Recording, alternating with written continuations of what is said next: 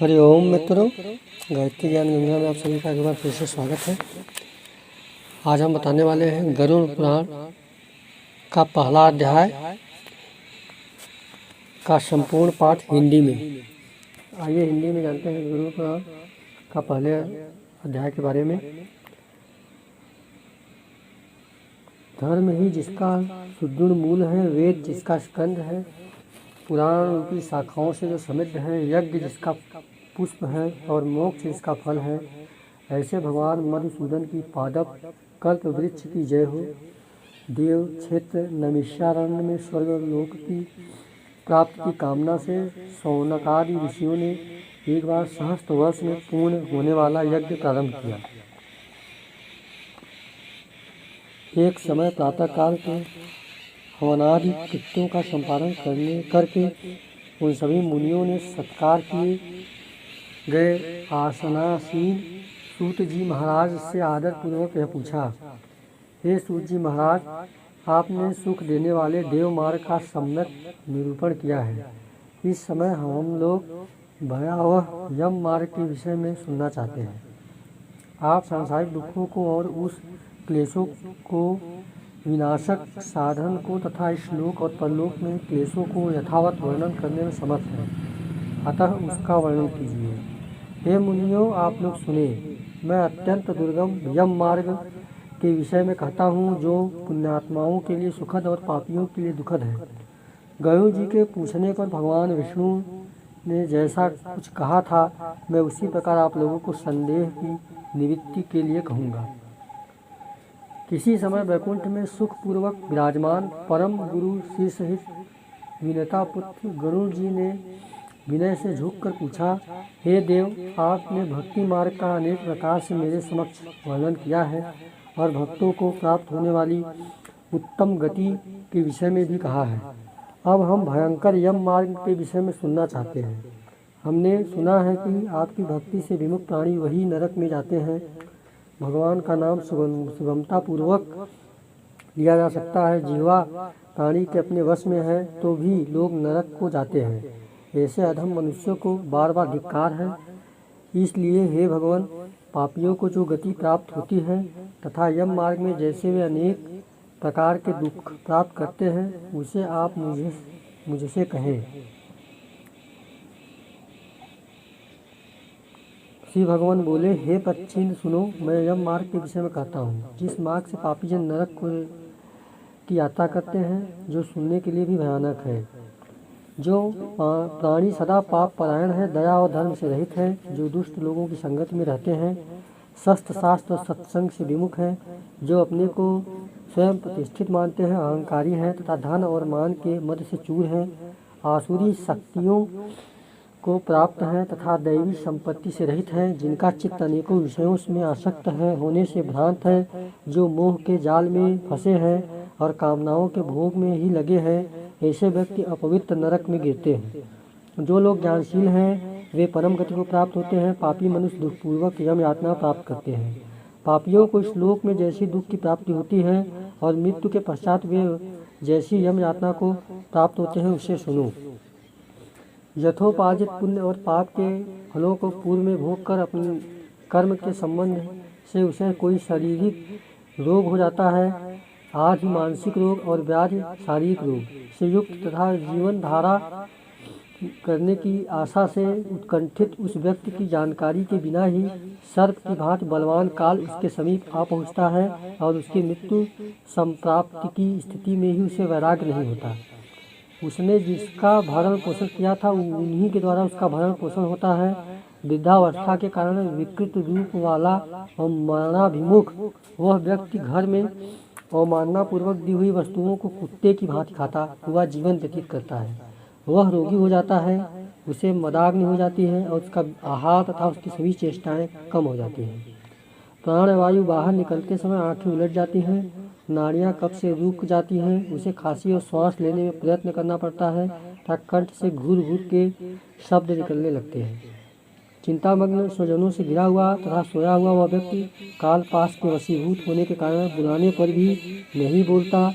इस प्रकार कुटुंब के भरण पोषण में ही निरंतर लगा रहने वाला अजितेंद्रिय व्यक्ति अंत में रोते बिलखते बंधु बांधवों के बीच उत्कट वेदना से संज्ञा शून्य होकर मर जाता है।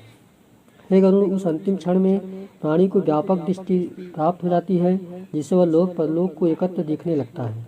अतः चकित होकर वह कुछ भी कहता नहीं। यमदूतों के समीप आने पर सभी इंद्रियां विकल हो जाती हैं, चेतना जड़ीभूत हो जाती है और प्राण चलायमान हो जाते हैं।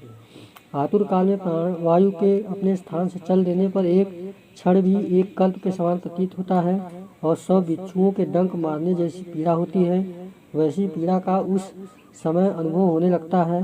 वह मरणासन्न व्यक्ति फेन उगलने लगता है और उसका मुंह लार से भर जाता है। पापी जन को प्राणवायु अधो द्वार से निकलते हैं।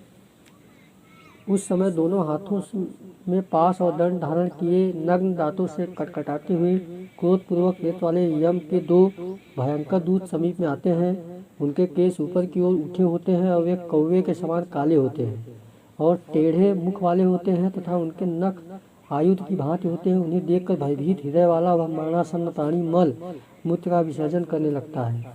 अपने पंच भौतिक शरीर से हाय हाय करते हुए निकलता हुआ तथा यमदूतों के द्वारा पकड़ा हुआ वह अंगुष्ठ मात्र का प्राण का पुरुष अपने को घर को देखता हुआ यमदूतों के द्वारा यातना देह से ढक करके गले में बलपूर्वक पासों से बांधकर सुदूर यम मार्ग पर यातना के लिए उसी प्रकार ले जाया जाता है जिस प्रकार राजपुरुष दंडनीय अपराधी को ले जाते हैं।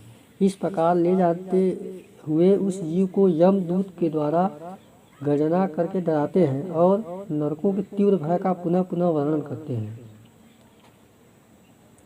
यमदूत कहते हैं, रे दुष्ट, शीघ्र चल, तुम यमलोक जाओगे। आज तुम्हें हम सब कुंभी पाक आदि नरकों में शीघ्र ही ले जाएंगे। इस प्रकार यमदूतों की वाणी तथा बंधु बांधवों का रुदन सुनता हुआ वह जीव जोर से हाहाकार करने लगता, विलाप करता है और यमदूतों के द्वारा प्रताड़ित किया जाता है। यमदूतों की तर्जनाओं से उसका हृदय विदीर्ण हो जाता है, वह कांपने लगता है। रास्ते में उसे कुत्ते काटते हैं और अपने पापों का स्मरण करता हुआ वह पीड़ित जीव यम मार्ग में चलता है। भूख और प्यास से पीड़ित होकर सूर्य, दवाग्नि एवं वायु के झोंकों से संतप्त होते हुए यमदूतों के द्वारा पीठ पर कोड़ों से पीटे जाने हुए उस जीव को तपी हुई बालुका से पूर्ण तथा विश्राम रहित जल रहित मार्ग पर असमर्थ होते हुए भी बड़ी कठिनाइयों से चलता पड़ता है। थक कर जगह जगह गिरता और मूर्छित होता हुआ वह पुनः उठकर पापी जनों की भांति अंधकारपूर्ण यमलोक में ले जाया जाता है। 2 अथवा 3 मुहूर्त में वह मनुष्य वहां पहुंचाया जाता है और यमदूत उसे घोर नरक यातनाओं को दिखाते हैं। मुहूर्त मात्र में यम को और नरकी यातनाओं के भय को देखकर वह व्यक्ति यम की आज्ञा से आकाश मार्ग से यमदूतों के द्वारा पुनः इस लोक मनुष्य लोक में चला आता है। मनुष्यों के लोक में आकर अनादि वासना से बद्ध वह जीव देह में प्रविष्ट होने की इच्छा रखता है, किंतु यमदूतों द्वारा पकड़कर पास में बांध दिए जाने से भूख और प्यास से अत्यंत पीड़ित होकर रोता है।